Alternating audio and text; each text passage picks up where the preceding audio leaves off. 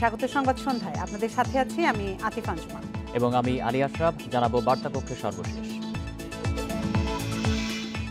দেশে করোনায় আরও 218 জনের মৃত্যু। 24 ঘন্টায় শনাক্ত 9,369 রোগী। পরীক্ষা বিবেচনায় শনাক্তের হার 30%।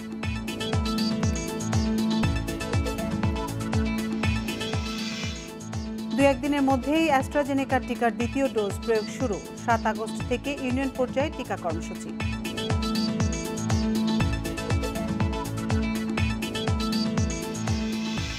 কারখানা খোলার ঘোষণায় লকডাউনের মধ্যেই ঢাকামুখী যাত্রীর স্রোত। ফেরিঘাটে উপচে পড়া ভিড়, উপেক্ষিত স্বাস্থ্যবিধি।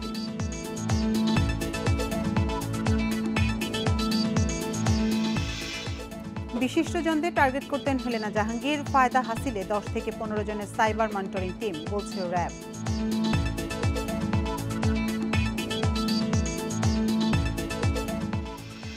শিরোনাম শুনছিলেন এতক্ষণ, এবার চলে যাচ্ছি পুরো খবরে। দেশে করোনায় আরও 218 জনের মৃত্যু হয়েছে। এর মধ্যে পুরুষ 134 এবং নারী 84 জন। এ নিয়ে মোট প্রাণহানি হল 20,685 জনের। 649টি ল্যাবে 24 ঘন্টায় 30,980 নমুনা পরীক্ষায় করোনা শনাক্ত হয়েছে 9,369 জনের। পরীক্ষা বিবেচনায় শনাক্তের হার 30.24%। শনিবার স্বাস্থ্য অধিদপ্তরের বিজ্ঞপ্তিতে জানানো হয়, দেশে মোট করোনা আক্রান্তের সংখ্যা দাঁড়ালো 12,49,484 জনে। সুস্থ হয়েছেন আরও 14,017 জন। এ নিয়ে মোট সুস্থ 10,78,212 জন।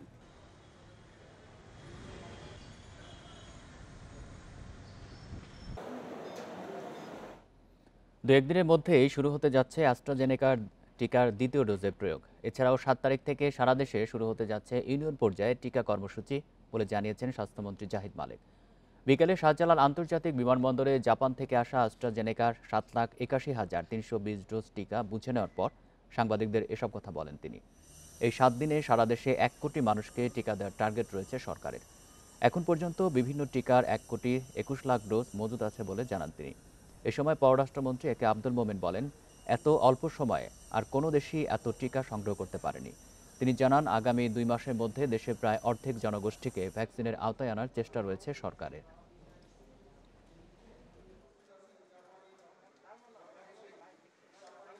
আমরা এই পর্যন্ত টিকা পেয়েছি 2,39,00,000 টিকা, এবং আমরা প্রদান করেছি এ পর্যন্ত 1,30,00,000 আমরা দিয়ে ফেলেছি। প্রতি সপ্তাহে 1 কোটি ভ্যাকসিন দিবে। আমাদের ভ্যাকসিনের অভাব নেই, সরবরাহ ঠিক আছে। আর তারা প্রতি সপ্তাহে দিলে 2 মাসে চিন্তা করেন অর্ধেক লোকের আপনার ভ্যাকসিন হয়ে যাবে। দেশে করোনা সংক্রমণ বাড়ার সাথে সাথে রাজধানীর টিকাদান কেন্দ্রগুলোতেও বাড়ছে ভিড়। ভোর থেকেই কেন্দ্রগুলোতে আসছেন টিকা প্রত্যাশীরা। বিভিন্ন কেন্দ্রের সার্বিক ব্যবস্থাপনায় সন্তুষ্টি জানালেও নিবন্ধনের পর দেরিতে SMS আসছে বলে জানিয়েছেন অনেকে। এ বিষয়ে প্রবাসী শ্রমিকদের অভিযোগ ছিল বেশি। করোনা সংক্রমণ রোধে কঠোর লকডাউনের পাশাপাশি টিকাদান কর্মসূচি জোরদার করছে সরকার। দেশে ভাইরাসের সংক্রমণ বাড়তে থাকায় সরকারের এই প্রচেষ্টায় সাধারণ মানুষও অংশগ্রহণ করছে ব্যাপক হারে। এটি তেজগাঁয়ের নাক কান গলা ইনস্টিটিউটের চিত্র। সকাল 9টায় টিকাদান শুরু হলেও ভোর থেকেই ভিড় করছেন নিবন্ধিত টিকা প্রত্যাশীরা। এমন চিত্র দেখা গেছে রাজধানীর বেশিরভাগ টিকা কেন্দ্রে। আমি আসছি ভোর 5টা। অন্যান্য লোকে কইছে যে আগে যদি দাও তা আগে দিতে পারবেন, নাইলে পিছিয়ে পড়বো মেলা। ভুল করে ফেলছি যে আগে দেই নাই কেন, একটু ভয় পেয়েছি যে কোনো প্রবলেম হয় কিনা বা কোনো কিছু। এখন দেখি যে না, স্বাভাবিক। সংশ্লিষ্টরা বলছেন, করোনার টিকা নিয়ে মানুষের মধ্যে সংশয় কেটে যাওয়ায় দিন দিন টিকা নিতে ভিড় বাড়ছে হাসপাতালগুলোয়। আগ্রহ আরও বেশি। এখন কিন্তু 25 পর্যন্ত করা হয়েছে এবং মানুষ অনেক বেশি রেজিস্ট্রেশন করছে, ভ্যাকসিনও পাচ্ছে। আপনারা যারা মাননীয় প্রধানমন্ত্রী নির্দেশে জেলা উপজেলা ইউনিয়ন পর্যায়ে কিন্তু ভ্যাকসিন দেওয়া হবে। আস্তে আস্তে করে পর্যায়ক্রমে সব মানুষকে ভ্যাকসিনের আওতায় আনা হবে। তবে প্রবাসী কর্মীদের টিকা ব্যবস্থাপনা নিয়ে রয়েছে বেশ কিছু অভিযোগ। সকালে শহীদ সরোয়ার্দী হাসপাতালে দেখা যায় টিকা নিতে আসা প্রবাসীদের দীর্ঘ লাইন। দেরিতে SMS আসা ও অন্যান্য অভিযোগ করছেন তারা। ডাইরেক্টর অফিসে যাও, ওখানে যাও, ওখানে যাও, মানে আমাকে ঘুরে এলে বাড়িছে। আমাকে ঘুরে নিয়ে বাড়িতে বাড়িতে আমার নামতে নামিয়ে দিয়েছে নিচতলা থেকে। আবার গেট এখন মেন গেটে ঢুকতে যাচ্ছে, আমার ঢুকতে যাচ্ছে না, যে লাস্ট সিরিয়ালে তুমি জানো। 6 তারিখ অ্যাপ্লিকেশন করছি সুরক্ষা অ্যাপ থেকে। আজকে 31 তারিখ যাবত হয়েছে, এখন পর্যন্ত আমার কোনো মেসেজই আসে না। আমি সেই জন্য হবিগঞ্জ থেকে এখন পর্যন্ত আসছি। অভিযোগ আমলে নিয়ে সমস্যা সমাধানে উদ্যোগ নেওয়া হচ্ছে বললেন হাসপাতালের পরিচালক খলিলুর রহমান। তাদের সক্ষমতার সর্বোচ্চ সংখ্যক টিকা দেওয়া হচ্ছে বলেও জানান তিনি। আমরা একদম সক্ষমতার সীমায় আছি, কারণ হচ্ছে কি যে আমাদের দেওয়ার কথা ছিল মাত্র 1000 সেখানে আমরা গত বৃহস্পতিবার দিয়েছি 2700। কেউ যদি প্রমাণ দিতে পারে, কেউ যদি দেখে দিতে পারে যে কোনোভাবে অর্থের বিনিময় হয়েছে, তাকে সর্বোচ্চ শাস্তির ব্যবস্থা করো, সর্বোচ্চ শাস্তি। এ পর্যন্ত সারা দেশে 1,29,00,000 মানুষকে টিকা দেওয়া হয়েছে। করোনা মোকাবেলায় দ্রুততম সময়ের মধ্যে দেশের 80% মানুষকে টিকার আওতায় আনতে চায় সরকার। Suman Tanvir, independent news, Dhaka.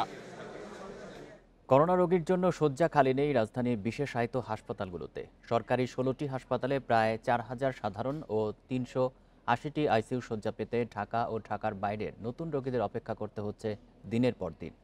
এই অবস্থায় শয্যা বাড়িয়ে চাপ সামলানোর কথা ভাবছে হাসপাতাল কর্তৃপক্ষ।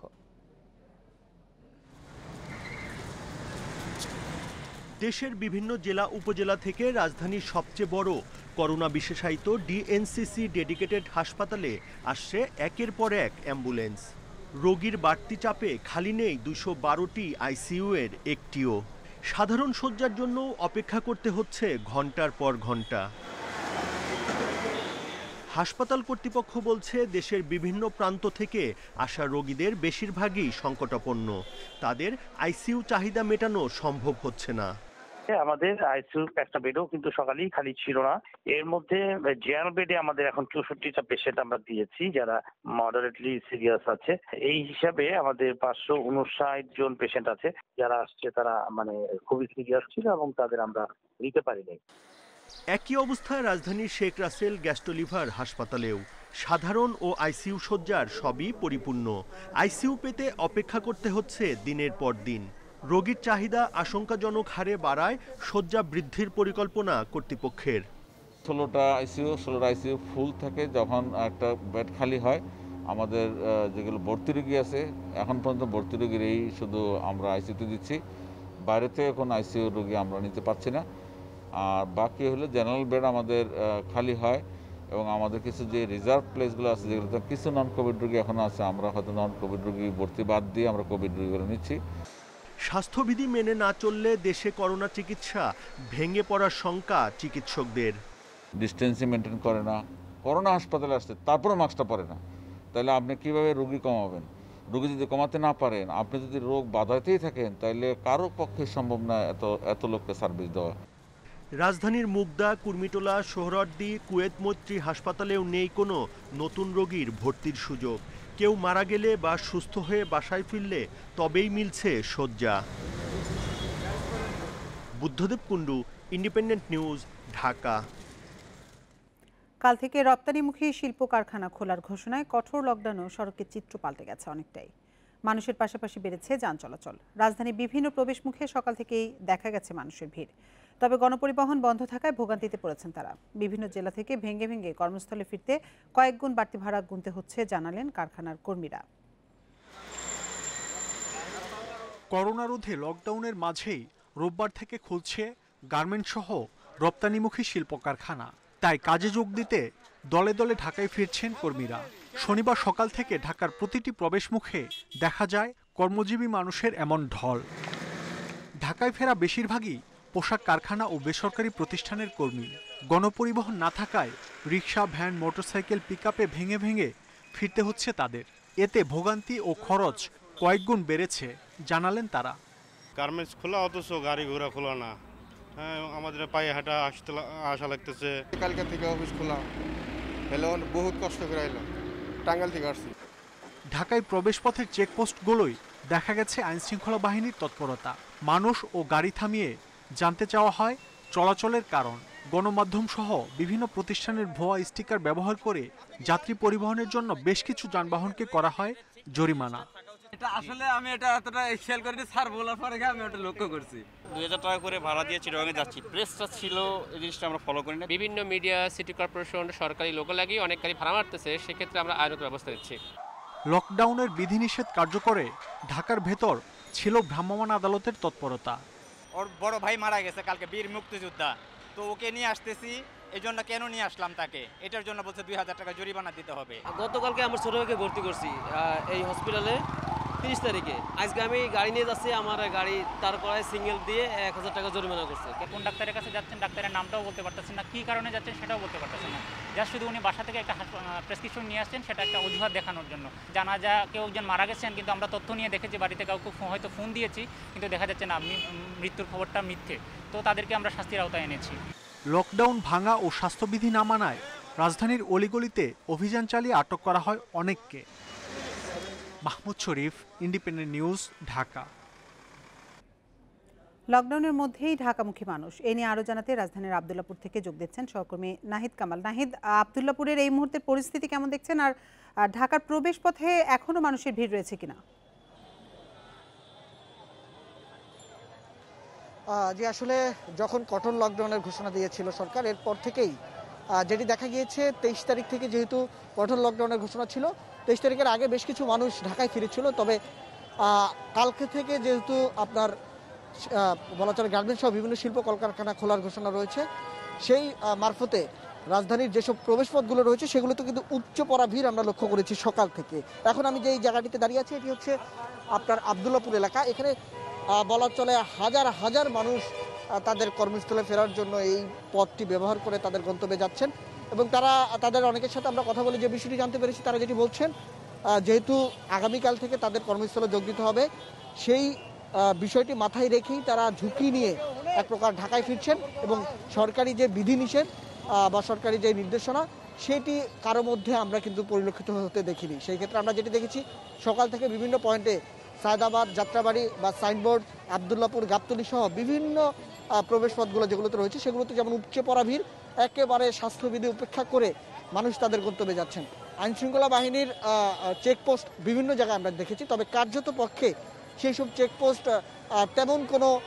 তেমন কোনোভাবে তাদের কার্যক্রম পরিচালনা করতে কিন্তু আমরা দেখিনি, কেননা মানুষের চাপ যখন সেটি ঢলে পরিণত হয়েছে, একেবারে হাজার হাজার মানুষ আসছে, সেই ক্ষেত্রে ট্রাফিক পুলিশের কর্মকর্তারা যারা আছেন অথবা অন্য বাহিনীর যেসব কর্মকর্তারা যারা আছেন, তারা কেবল এসব প্রবেশ পথে সামান্য কিছু গাড়িকে, প্রাইভেট কার কিংবা সিএনজি যেসব রয়েছে এইসব গাড়িকে দাঁড় করিয়ে জিজ্ঞেস করছেন। তবে তারপরেও বেশি সময় তারা এইসব যানবাহনকে দাঁড় করিয়ে রাখতে পারছে না, কেননা বড় ধরনের যানজটের সৃষ্টি হচ্ছে এমন আশঙ্কায় কিন্তু তারা সেসব পরিবহনকেও ছেড়ে দিচ্ছেন।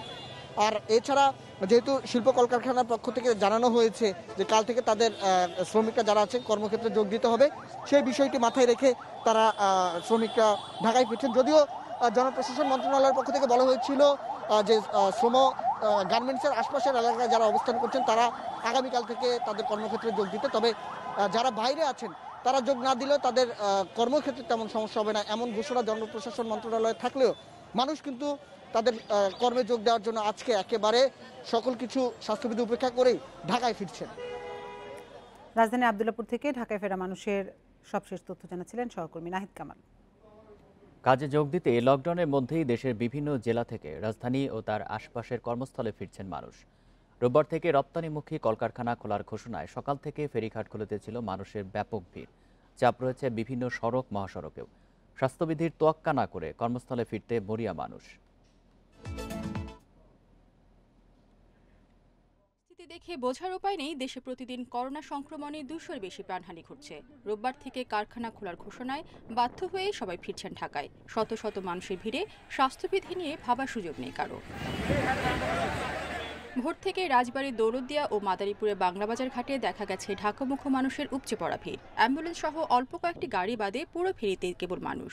স্বাস্থ্যবিধি মানার সুযোগ নেই জানিয়ে যাত্রীরা বলছেন, লকডাউনের মধ্যে হঠাৎ কারখানা খুলে দেওয়ার সিদ্ধান্তেই এমন ভোগান্তি তাদের। 50 টাকার ভাড়া আমরা 300 টাকা 400 টাকা দিয়ে আসছি। এখানে যে আসার পরে একজন এখানে অসুস্থ হয়ে পড়েছে। টাকা পয়সা তো খরচ হইলো, আবার বাচ্চা কাচ্চা নিয়ে অনেক কষ্ট করে যাইতে হইতাছে। গার্মেন্টস খোলা দিবেন, লঞ্চ কেন ছাড়েন না, বাস কেন ছাড়েন না? চাপ বেড়েছে বঙ্গবন্ধু সেতু, মহাসড়ক সহ ঢাকায় প্রবেশের বিভিন্ন পয়েন্টেও। দূরপাল্লার বাস বন্ধ থাকায় পণ্যবাহী ট্রাক, পিকআপ ভ্যান, মাইক্রোবাস ও মোটরসাইকেলে চেপে ঢাকা ফিরছে মানুষ। গাড়ি ঘোড়া পাওয়া যাচ্ছে না, হাইটা যাচ্ছি, অটো দিয়ে যাচ্ছি, ভ্যান দিয়ে যাচ্ছি।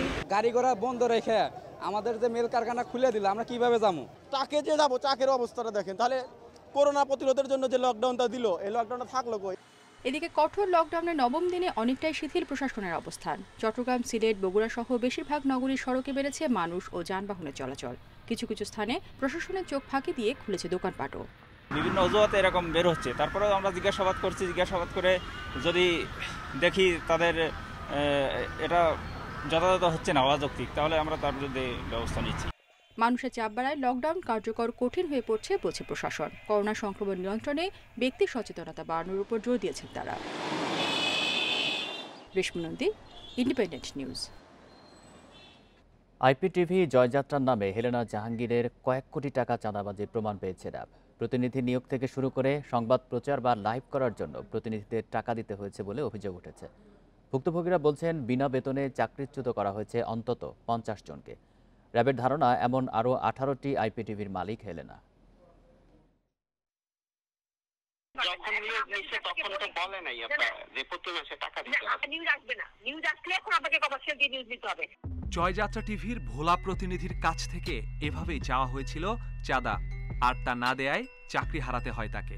নিয়োগ পাওয়ার 4 মাস পরে আমাদের কাছ থেকে প্রতি মাসে একটি জেলা প্রতিনিধিদের কাছ থেকে 3000 টাকা করে ধার্য করেছেন, দাবি করেছেন, এবং উপজেলা প্রতিনিধিদের কাছ থেকে 2000 টাকা করে প্রতি মাসে কমার্শিয়াল নামে চাঁদা আদায় শুরু করেন। শুধু ভোলা নয়, কুমিল্লা প্রতিনিধির কাছ থেকেও নিয়োগের নামে নেওয়া হয় 50,000 টাকা। লাইভ বা নিউজ প্রচারেও বিকাশে টাকা নেয়ার অভিযোগ মিলেছে। যার কারণে আমি খুব ইতস্ত হয়ে আমি তাকে বলছি যে না, আমি আপনাদের এখানে আর কাজ করব না, আপনারা আমার থেকে যে টাকাটা নিয়েছেন সে টাকাটা আমাকে দিয়ে দেন। এই টাকাটা আমাকে দিবে বলে আজকে প্রায় 2021 সাল 2 বছর আমাকে এই টাকাটা দিচ্ছে না। জেলা পর্যায়ের পাশাপাশি এ ঘটনা ঘটেছে ঢাকাতেও। জয়যাত্রায় প্রতিনিধি হতে দিতে হতো মিষ্টি খাওয়ার টাকা, রিপোর্ট প্রচারে খরচ 500, আছে বেতন না দেওয়ার অভিযোগ। ডিস্ট্রিবিউশন নিউজ কোন লিডারের যদি ডিস্ট্রিবিউশন করে সেক্ষেত্রে 500 টাকা করে দিতে হবে, এই কথাটা বলছিলাম।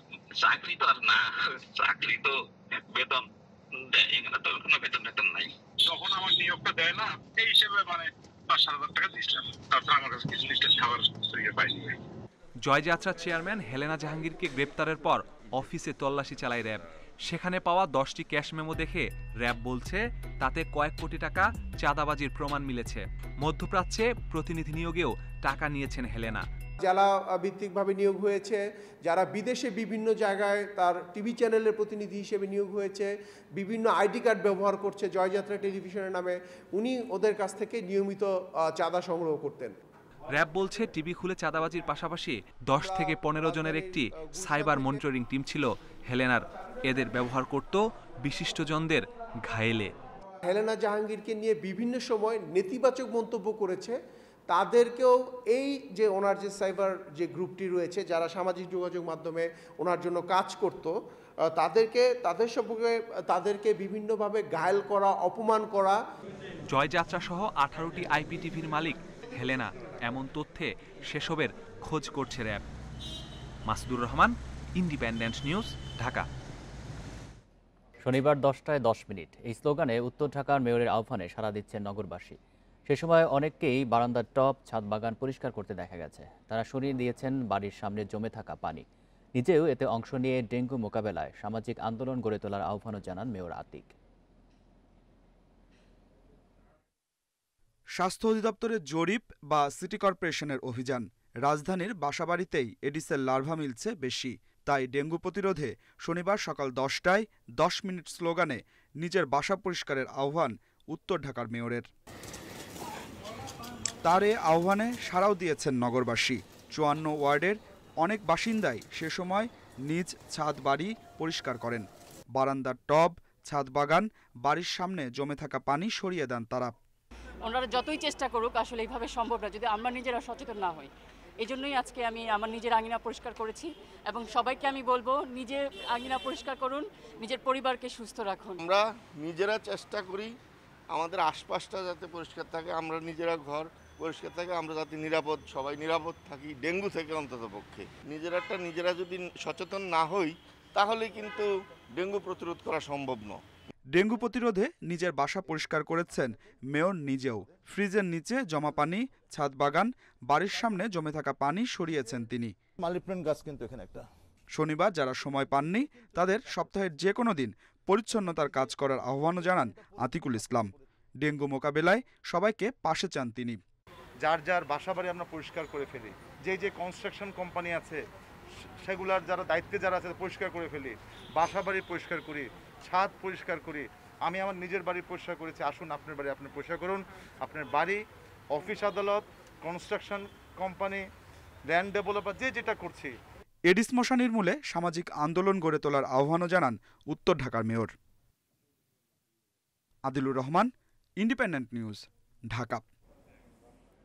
করোনা ও লকডাউনে আর্থিক সংকটে পড়েছেন অনেকে। ঢাকা উত্তর সিটি কর্পোরেশনের বিভিন্ন ওয়ার্ডে সংকটে পড়া মানুষকে দেয়া হচ্ছে খাদ্য সহায়তা। ঢাকা উত্তর সিটি কর্পোরেশনের ২০ নম্বর ওয়ার্ডের মহাখালীতে শনিবার ৩৫০ পরিবারকে দেয়া হয় খাদ্য সহায়তা, যার মধ্যে ছিল ৫ কেজি চাল, তেল, ডাল, লবণ ও আলুর প্যাকেট। ২০ নম্বর ওয়ার্ডের কাউন্সিলর মোহাম্মদ নাসির জানান, প্রধানমন্ত্রীর নির্দেশনায় করোনার দুর্দিনে সবার ঘরে খাবার পৌঁছে দেওয়ার চেষ্টা করছেন তারা।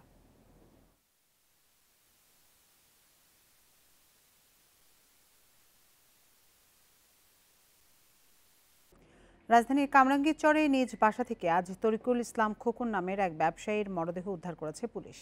পরিবারের দাবি তাকে হত্যা করা হয়েছে, আর পুলিশ বলছে হত্যা নাকি দুর্ঘটনা তা খতিয়ে দেখা হচ্ছে।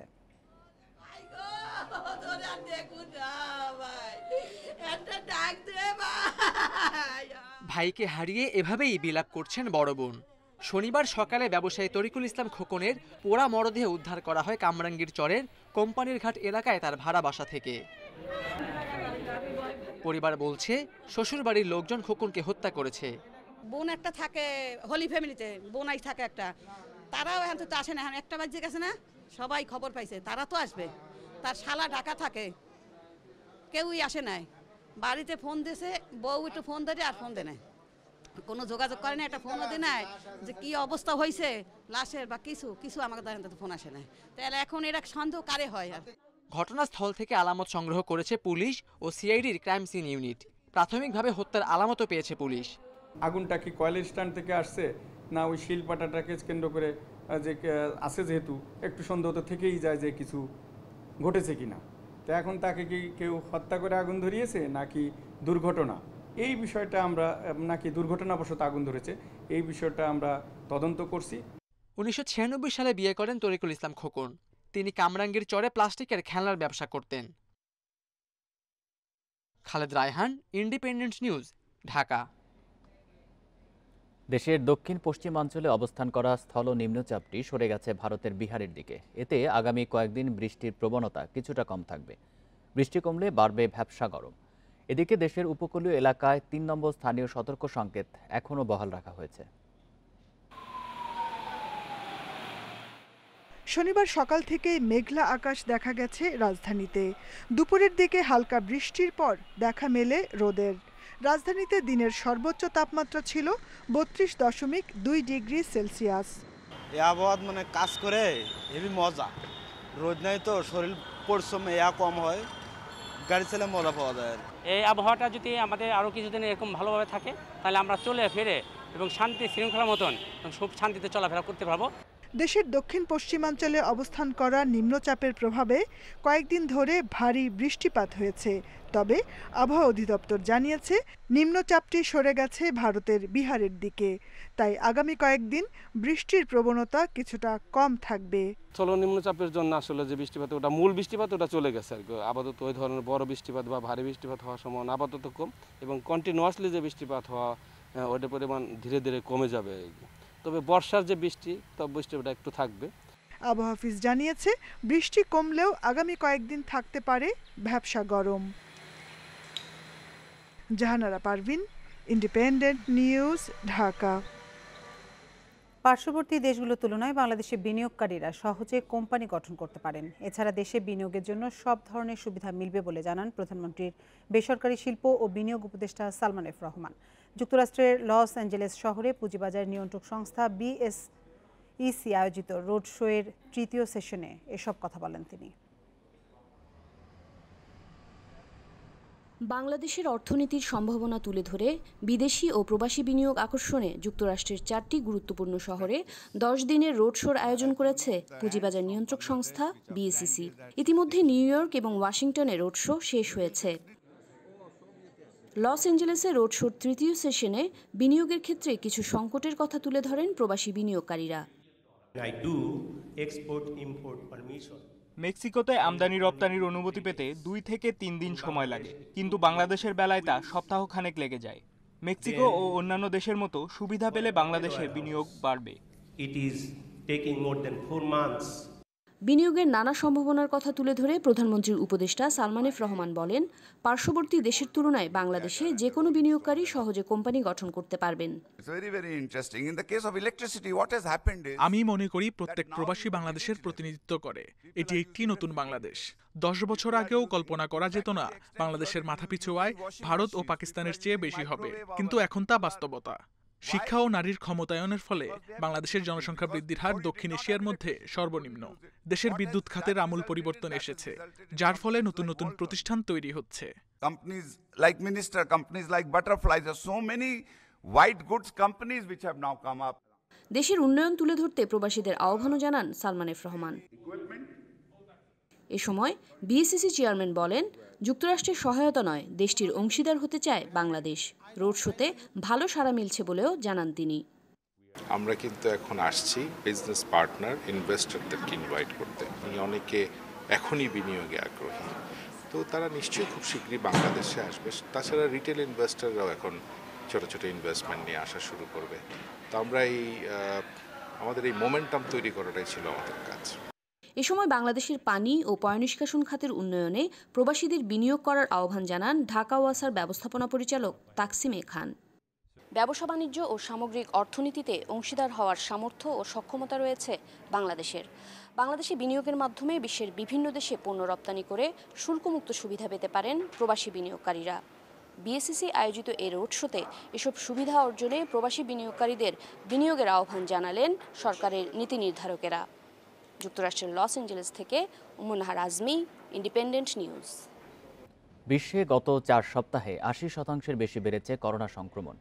শুক্রবার এক সংবাদ সম্মেলনে এমনটাই জানিয়েছে বিশ্ব স্বাস্থ্য সংস্থা। এ সময় করোনা আরও রূপ বদলের আগেই বিশ্বব্যাপী টিকা দেওয়ার গতি বাড়ানোর আহ্বান জানায় সংস্থাটি। এদিকে বিশ্বে করোনায় একদিনে মৃত্যু হয়েছে 9,342 জনের। 24 ঘন্টায় আক্রান্ত 6,42,000-এর বেশি রোগী। সর্বোচ্চ প্রাণহানি ইন্দোনেশিয়ায় 1,759 জন।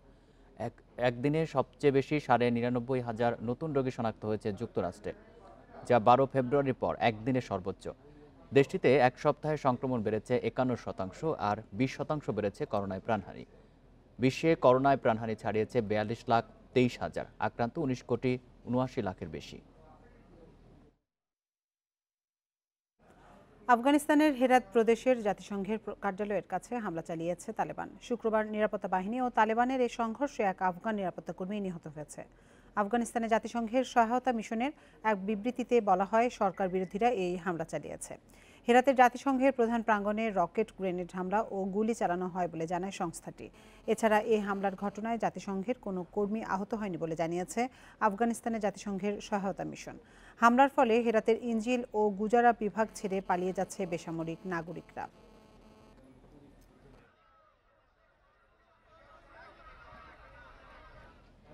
কোয়ারেন্টাইন শেষে কাল মাঠের অনুশীলন শুরু করবে বাংলাদেশ ও অস্ট্রেলিয়া ক্রিকেট দল। সকালে প্রস্তুতি নেবে বাংলাদেশ, বিকাল ও সন্ধ্যায় ফ্লাডলাইটের আলোয় কন্ডিশনের সাথে মানিয়ে নেওয়ার চেষ্টা করবেন স্টার্ক জাম্পাররা। এদিকে করোনা সুরক্ষার সাথে অজিদের স্বাগত জানাতে মিরপুর স্টেডিয়ামও এখন তৈরি। প্রায় 4 বছর পর বাংলাদেশ সফরে এসেছে বিগ থ্রির অন্যতম অস্ট্রেলিয়া। টি-20 বিশ্বকাপের প্রস্তুতির স্বার্থে তাদের আগমন। অজিদের চাহিদা মতো সব কিছুই করছে বিসিবি। কোয়ারেন্টাইন শেষ করে রোববার স্টার্ক জাম্পাররা পা রাখবেন হোম অফ ক্রিকেটে। নিরাপত্তা, করোনা সুরক্ষা নিশ্চিতের সাথে সাজ রব স্টেডিয়ামে। মেইন গেট থেকে শুরু করে ইনডোর, একাডেমির বিভিন্ন জায়গায় রং লেগেছে। 1 তারিখ থেকে অস্ট্রেলিয়া টিম প্র্যাকটিস শুরু করবে। তাদের কিছু রিকোয়ারমেন্টস বা তাদের বিষয়গুলোকে মাথায় রেখে আমাদের আপাতত এই মুহূর্তে বলা যায় যে সৌন্দর্য বর্ধনের কাজটাই হচ্ছে এবং অন্যান্য যে বিষয়গুলো ফাইন টিউনিং এগুলোই হচ্ছে। একই সাথে কোয়ারেন্টাইন শেষ হচ্ছে বাংলাদেশের। সকাল 10টা থেকে দুপুর 1টা পর্যন্ত সাকিব মাহমুদুল্লাহরা অনুশীলন করবেন। ম্যাচ ভেন্যু ইনডোরে স্কিলের কাজ করবেন ক্রিকেটাররা। বাংলাদেশ দল হোটেলে ফিরে গেলে মাঠে যাবে অস্ট্রেলিয়া। এগার হ্যাজেলউডরা বিকাল 4টা থেকে সন্ধ্যা 7:30টা পর্যন্ত অনুশীলন করবেন। দিনের আলোর পাশাপাশি ফ্লাড লাইটে মানিয়ে নেওয়ার সুযোগ অতিথিদের। 2 দিনের অনুশীলন শেষে 3 আগস্ট শুরু 5 ম্যাচের টি-20 series. Mazharul Islam, independent news. Tokyo অলিম্পিকে শেষ হয়ে আসছে বাংলাদেশের খেলা। অংশ নেওয়া 6 জনের মধ্যে 5 জনই ইভেন্ট শেষ করেছেন। রোববার শেষ ইভেন্ট অ্যাথলেটিক্সে 400 মিটার স্প্রিন্টে সকাল 8:45 ট্র্যাকে নামবেন বাংলাদেশের জহির রায়হান।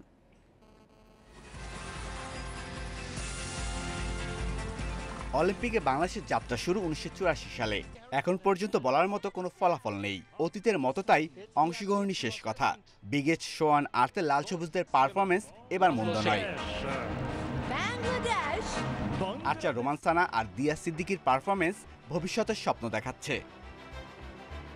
2 সাঁতারু আরিফুল জুনাইনাও সেরা টাইমিং করেছেন, তবে শুটিংয়ে হতাশায় ডুবিয়েছে। এখন শেষটা জহিরকে দিয়ে। আগের গেমসগুলোতে বাংলাদেশ থেকে 100 মিটার স্প্রিন্টে অংশ নিলেও এবার জহিরকে পাঠিয়ে চমক দেয় ফেডারেশন। টোকিও অলিম্পিকে বাংলাদেশের শেষ ইভেন্ট ছেলেদের 100 মিটার স্প্রিন্ট। বিশ্বের সেরাদের সাথে লড়াই করবেন জহির রায়হান। এখানেও নিজের সেরা টাইমিং করার লক্ষ্য, কারণ বিশ্ব অ্যাথলেটিক্স মানচিত্রে বাংলাদেশের বলার মতো কোনো অবস্থান নেই। অলিম্পিকে পদকের আশা সেভাবে ছিল না কখনোই, তবে এবার 2 আর্চার জানিয়ে দিয়েছেন ঠিকঠাক পরিকল্পনা করলে 2026 প্যারিস গেমসের স্বপ্ন পূরণের সম্ভাবনা। Shamim Ahmed, independent news. আর এই ছিল সংবাদ সন্ধ্যার আজকের আয়োজনে। ইন্ডিপেন্ডেন্ট টেলিভিশনের সব খবরের আরো বিস্তারিত জানতে চোখ রাখুন ফেসবুক, ইউটিউব এবং টুইটারে। ধন্যবাদ সবাইকে।